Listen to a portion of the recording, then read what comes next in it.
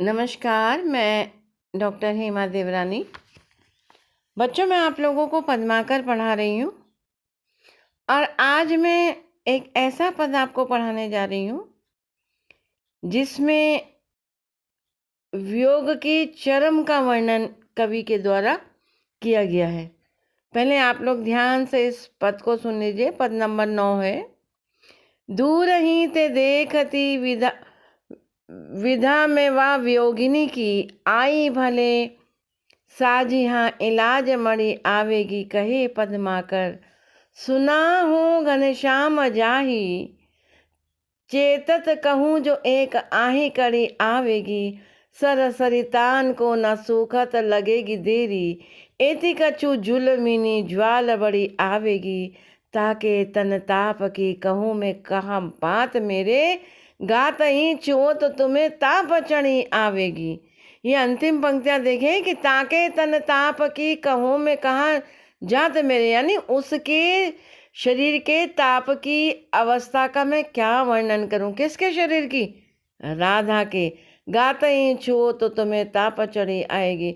आप मेरे शरीर को छुओ, आपको पता चल जाएगा कि आपको भी बुखार आ जाएगा, आपको भी ताप चढ़ जाएगा कि उसके संसर्ग से जब मेरे में इतना ताप उत्पन्न हो गया है। तो एक दूती नायक श्री कृष्ण के पास जाती है और राधिका के वियोग का वर्णन करती हुई श्री कृष्ण से कहती है।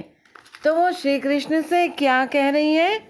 श्री कृष्ण से वो कह रही है कि श्री कृष्ण को राधा के वियोग संतापता का अतिशयोक्तिपूर्ण वर्णन यहाँ पर इस पद में किया गया है।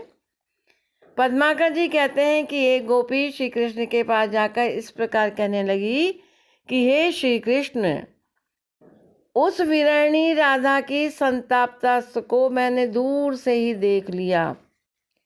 दूर ही ते देखती विदा में था वियोगिनी की, मैंने दूर से उसकी अवस्था को देखा। उस विरणी राधा की संतप्ता को दूर से देखा। मैं आपके पास भागी चली आई हूँ यह सोचकर कि तुम्हारे पास उसके वियोग का इलाज मिल जाएगा। पद्माकर कहते हैं, वो गोपी कहती है, कृष्ण सुनो, यदि एक बार उस राधा को सचेता अवस्था में तुम्हारे वियोग में जाती रही तो ब्रज के तालाब व नदियों के पानी को सूखने में भी देरी नहीं लगेगी। चेतत कहूँ जो एक आही कड़ी आवेगी। एक बार आप देख लो कि सर सरितान को ना सूखत लगेगी। जो भी ब्रज के ये तालाब हैं, सरोवर हैं, इनको सूखने में एक क्षण भी नहीं लगेगा। उससे इतनी मात्रा में तुम्हारे अदर्शन रूपी अत्याचार की ऊष्मा बढ़ जाएगी जिससे तालाब नदियों को सूखने पर विवश होना पड़ेगा। अरे श्री कृष्ण, मेरा विश्वास रखो, उस राधा के शरीर में तुम्हारे वियोग की ऊष्मा कितनी बढ़ गई है उसकी मैं क्या बात कहूँ। यदि तुम मेरे शरीर के को छुओ जो उस राधा के संसर्ग में रहता है तो तुम में भी ऊष्मा बढ़ जाएगी।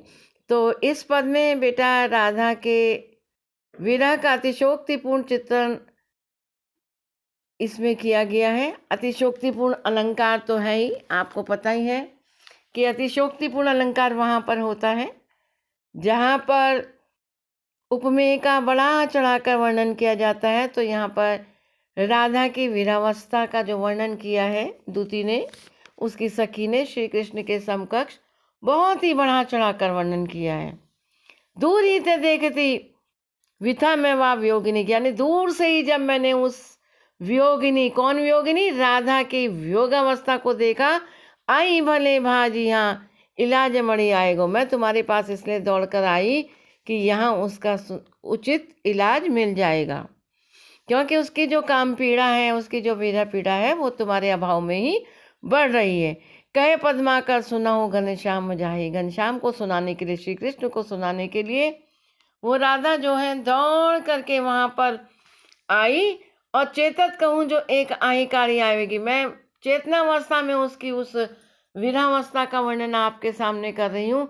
सर सरितान को ना सूखत लगेगी देरी, जो भी सरोवर है, नदियाँ है, उनको सूखने में अधिक देरी नहीं लगेगी यदि आप नहीं आओगे। एति कहूँ कछु जुल्म ने जाल बड़ी आएगी, उस पे जो आप जुल्म कर रहे हो वियोगावस्था के कारण अपने सुंदर दर्शन नहीं दे रहे हो, तो वह अग्नि बहुत अधिक बढ़ जाएगी। क्यों? क्योंकि ताके तन ताप की कईयों में कहत बात मेरे, क्योंकि दूर से ही उसके संसर्ग में जब मैं गई तो मेरे में भी वो ताप आ गया है। गात ही छू तो तुम मेरे शरीर को छू को देखो, तुम्हें ताप चढ़ी आएगो, तुम्हें भी ताप चढ़ आएगा।